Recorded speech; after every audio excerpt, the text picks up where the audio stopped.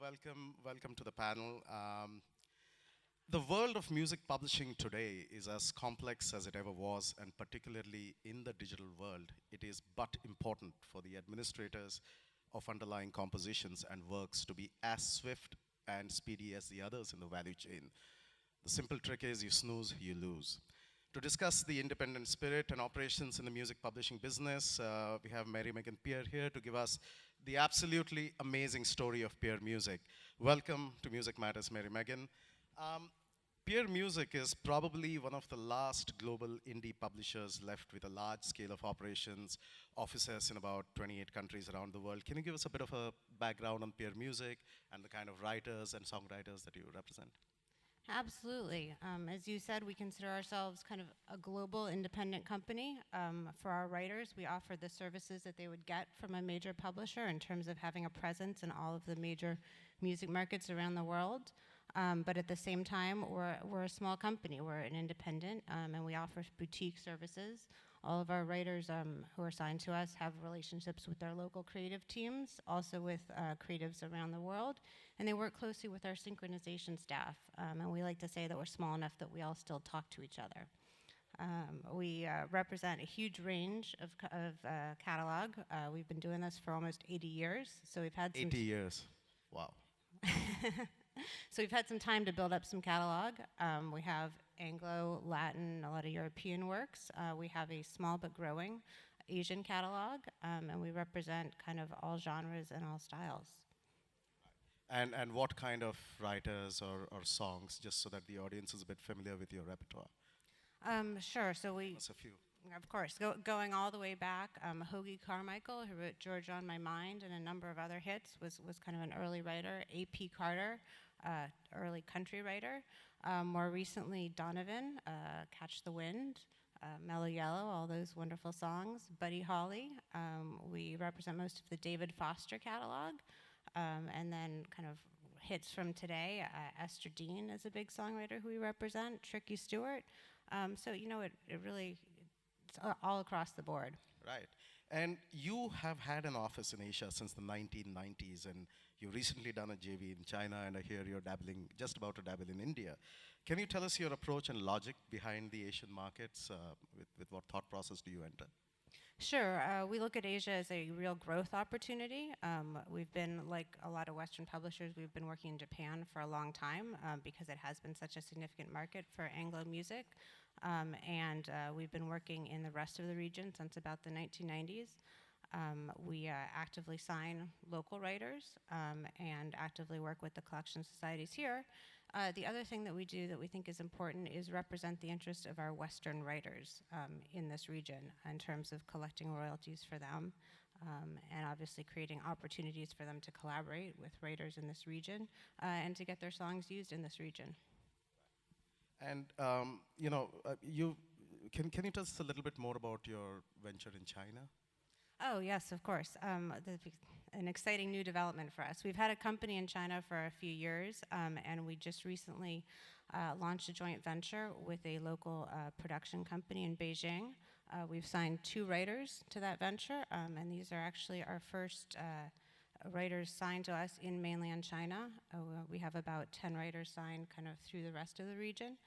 So it's an exciting development, and we're really happy to have a foothold in a real market where there's growth and a lot of opportunity right now. Right. Now, all over the last 80 years, Peer Music has had a history of developing writers and sharing music across cultures. I think you guys were the early pioneers of this. Now, for example, taking Latin music overseas in the 1940s, the interchange with US and Europe, between the 50s and the 60s.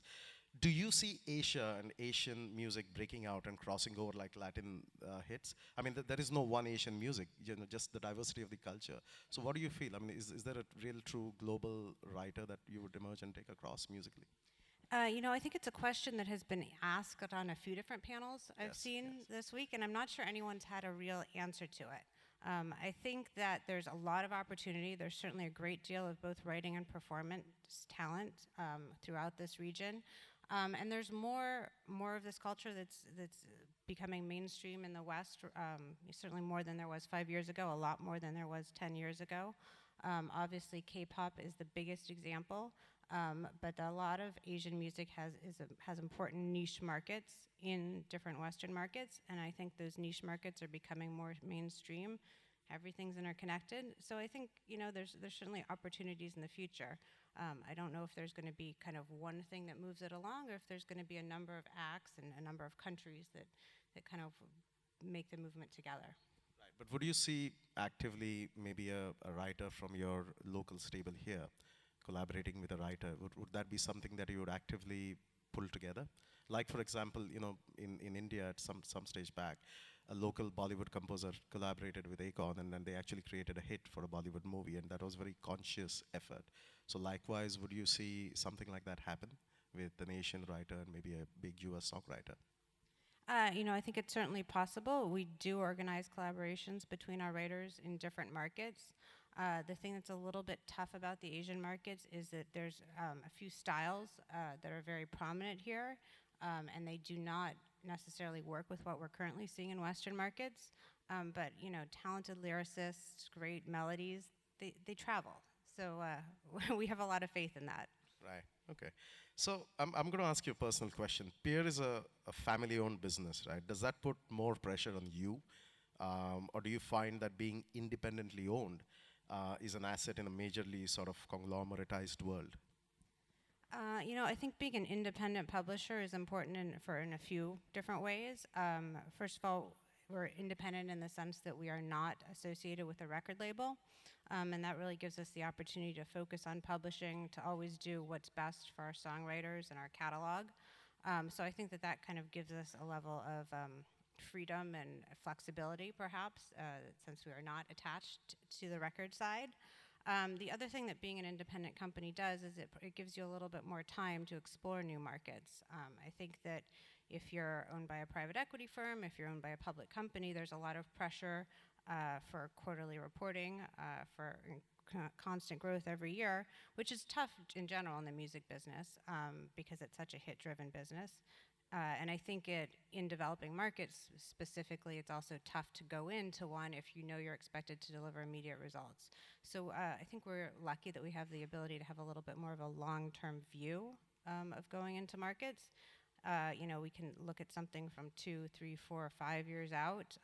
The life of copyright is really long if you get some hits. So I think we're in a unique position.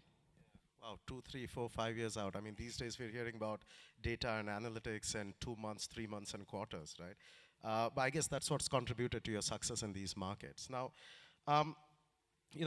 coming to digital licensing, today it's a very complex area for music publishing, and there's all sorts of 3-letter words, 4-letter words, societies, music publishers, all floating around and confusing the life out of the digital music services. Now, Spotify and Rdio have gone live in many Asian countries. In fact, Rdio as recently as maybe a couple of days back, right?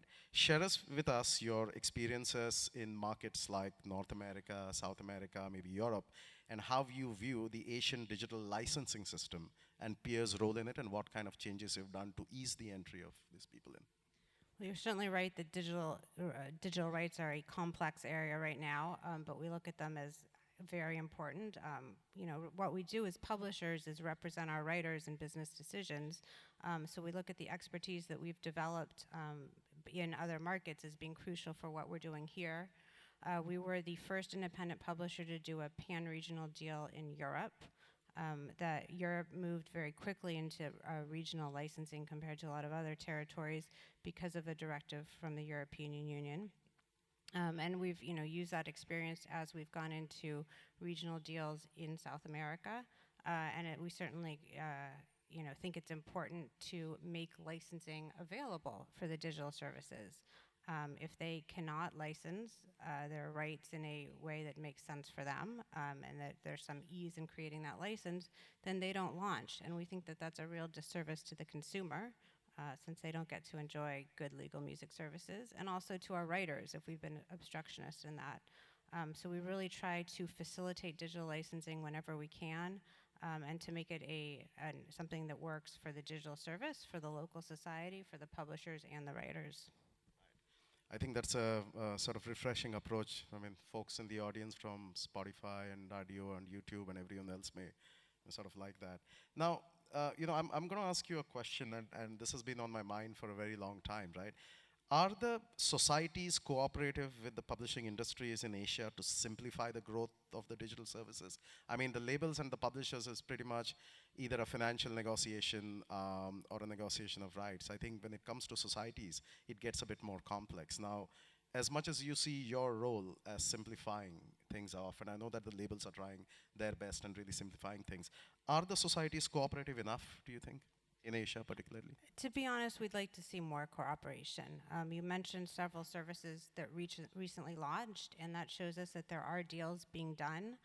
We're very happy about that because, as I said, we would like to encourage the growth of digital services. But I think there's still room for the local societies to move a little quicker in terms of digital licensing. We, as the publishing community and as the writing community, we have some concerns about the ability of local societies to handle all of the data that comes with digital services. It's absolutely mass quantities.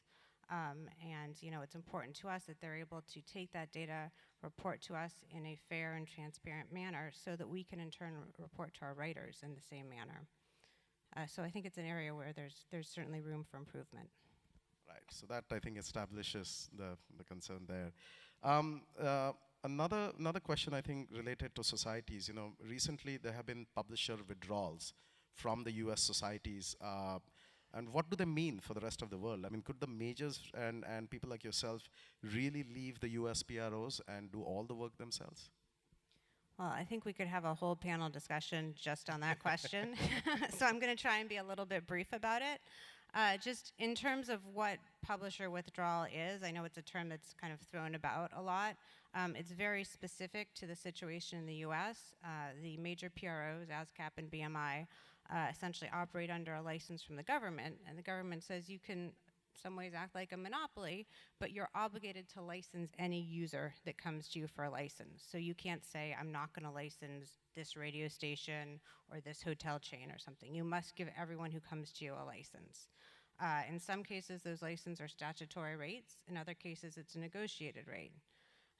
If the user and the PRO cannot agree to a rate, they go in front of a judge in a rate court who sets what they deem to be a fair market rate. The issue that's happening right now in the US is that there's been several decisions in rate courts that publishers and writers and societies don't feel like are market rates. Yet the societies are forced to go to the rate court because of this construct with the government. So some of the publishers have said, well, if you have to have that rate and you think it's a market rate, maybe I'm going to step back. And that's what the withdrawal of rights means. Thing is, it's not a very clear cut. Right now, the Department of Justice is reviewing decisions that have been made by the rate courts in the US, and they're considering whether a withdrawal will be allowed by the publishers, and if it would be a withdrawal of some rights, such as just digital rights, or if it would be a withdrawal of all rights. Until we have those decisions, it's hard to even say how it's going to affect the US market, let alone the overseas market. I think that we probably have a year or two where there's going to be a lot of developments in this field. And court cases? Yes. I think in terms of how it's going to affect international societies, we got to see how it plays out in the US. But I think that if there are withdrawals, publishers and writers will begin to look at other situations where they feel like they're being held to non-market rates because of government constructs or because of society situations, and they'll consider going around those if they think there's a market for it. Yeah, I think I sort of agree to that, because at the end of the day, business must not stop, and I think that's sort of been also a crux of this discussion. Now, as much as digital, the publishing business today has come to depend so much on the concept of synchronization and sync, as much as collections of royalties and stuff like that. Usage of music in films, TV, commercials has gone up significantly as brands get closer to music to reach consumers. What are the trends in the region regarding sync, and can you give us perhaps a few examples of some really cool sync deals that you've done? Sure. I think we see two kind of very different trends in sync in this region right now. We have, people on the ground in a lot of countries working for us in sync, and we're certainly seeing more opportunities. I think Partially that's because our team is good, and partially because there is, as you point out, a lot of use of music. Branding is so important. Obviously, there's a whole day of conferences on that. So it's growing. The two trends that we're seeing right now in Asia are, first of all, for evergreen songs from the 40s and 50s that certainly evoke nostalgia and probably appeal to older generations. And they often emphasize kind of family themes, deep love, that type of thing. And the other trend we're seeing, which is very different than that, is incredibly modern songs. The most recent hits brands really want to use to be associated with them. Often it's tied in with branding with the artist. So those are the two kind of largest. So basically it's between a hit and a hit. Either it's an old one or a new one, unlike maybe some of the US markets where the sound, I think, matters also a lot more, and a lot more independent artists feature and sing. What are some of the cool ones? Give us a few examples of deals you've done. Well, I could tell you about them, but it's actually much more powerful if I show you them. So I'm going to ask to show the quick video that I brought.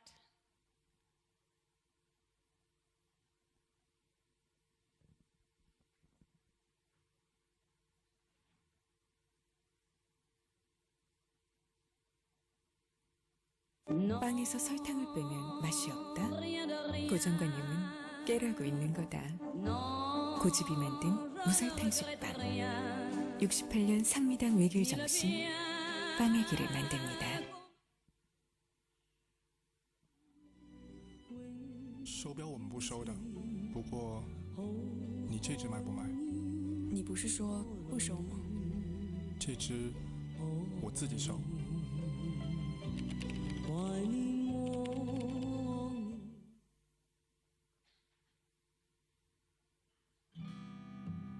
长路漫漫是如何走過？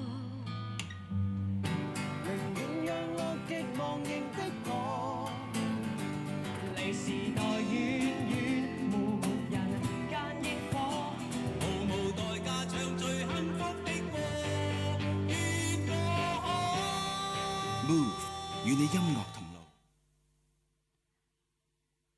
Are my sunshine, my only sunshine. You make me happy when skies are gray. You never know, dear. 统一阳光黄金豆豆浆，以饱满的能量，让美好的一天开始转动。统一阳光，有能量，有希望。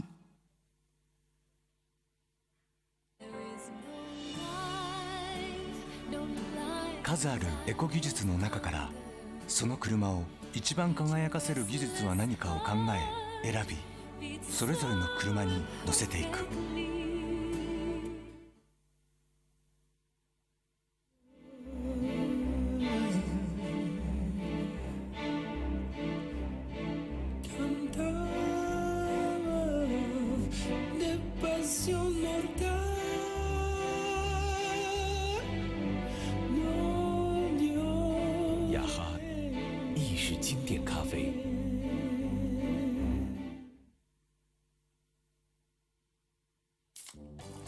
超クリーミーな泡が超クリーミーコクと香りを閉じ込めて解き放つこの瞬間最高にプレミアムザ・プレミアム・モルツ Thank you for the video. I'm going to ask you a last question. Could you share with us one story of innovation that you're particularly proud of at peermusic that you've done in the last 1 year? Sure, I'm actually going to take a cue from the last video we saw, which was the song Brazil.